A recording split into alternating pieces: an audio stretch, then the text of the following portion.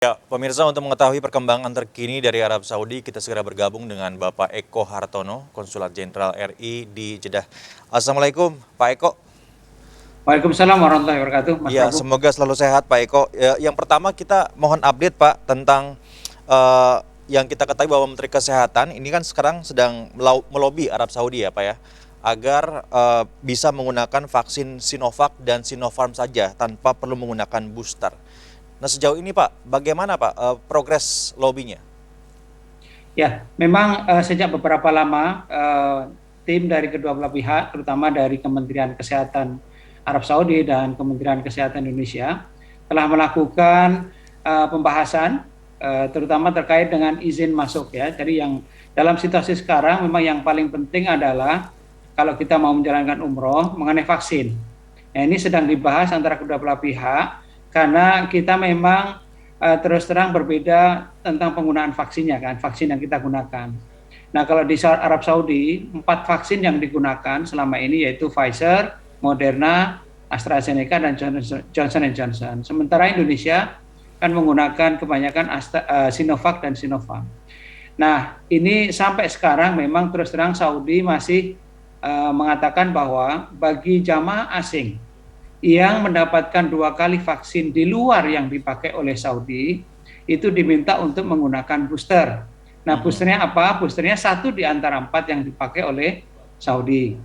Nah, bagi mereka yang sudah booster atau mereka yang sudah menggunakan dua kali vaksin yang dipakai oleh Saudi, maka mereka bisa langsung umroh.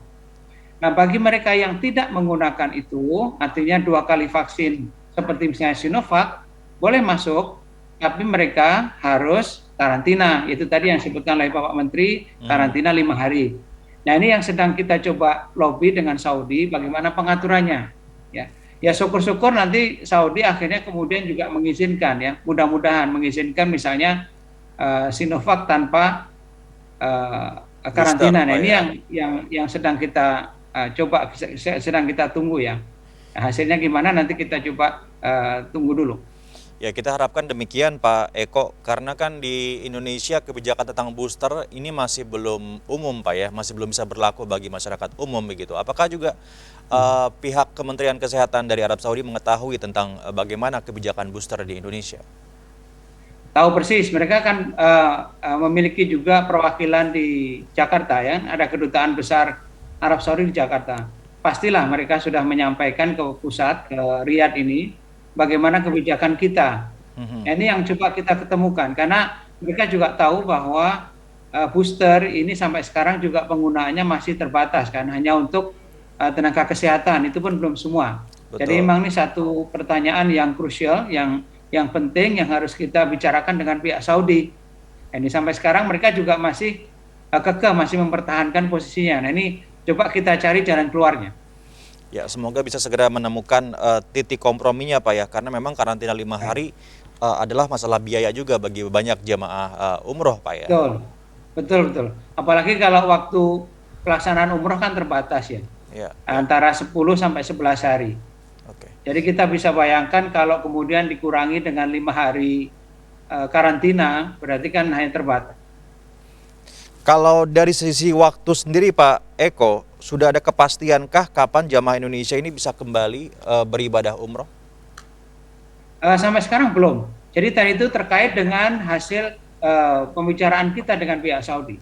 Ya, jadi tim teknis ini juga masih terus bekerja, terus membahas dengan mereka. Nah, sampai sekarang saya juga belum bisa mengatakan kapan para jamaah kita bisa masuk ke Saudi, karena persis tadi saya sampaikan tergantung hasil pembicaraan nanti. Mhm. Untuk diketahui bahwa kita tidak bisa kemudian masuk ya ke Saudi tanpa visa umroh. Jadi begini, Mas Prabu ya. Jadi setelah kita nanti tercapai kesepakatan, Mhm. itu eh, aplikasi visa untuk umroh bagi Indonesia akan dibuka.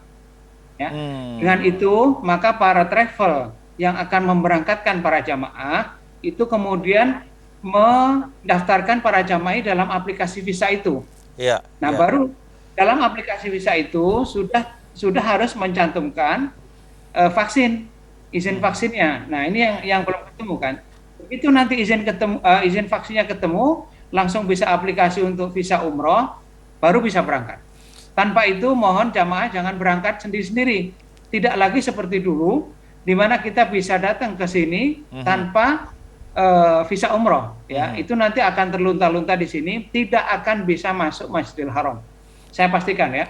Bagi jamaah yang datang ke sini sendiri tanpa visa umroh, artinya dengan visa kunjungan, visa ziarah, tidak akan bisa masuk Masjidil Haram. Jadi Jadi memang intinya adalah kita harus tunggu. menunggu dulu kesepakatan antara kedua negara, baru dibuka visa aplikasi visa umrohnya. Dari situ baru Betul, bisa dapat kepastian Pak ya, bisa melakukan kunjungan umroh atau tidak begitu ya. betul Mas Arul, betul ya. Seperti Baik, itu. ini juga tentunya anjuran nih bagi warga negara Indonesia yang memutuskan untuk berangkat sendiri Pak ya. Tidak bisa begitu artinya Pak ya. Ya, sangat berbeda dengan waktu dulu Mhm. sebelum sebelum pandemi. Sebelum pandemi mungkin bisa langsung datang kita umroh ya, sekarang nggak Ya. bisa. Baik, terima kasih Pak Eko Hartono atas informasinya, Baik, Konsulat Jenderal RI di Jeddah, atas penjelasan kepada seputar Anyus Siang RCTI. Sehat selalu Pak Eko. Assalamualaikum terima warahmatullahi kasih. wabarakatuh.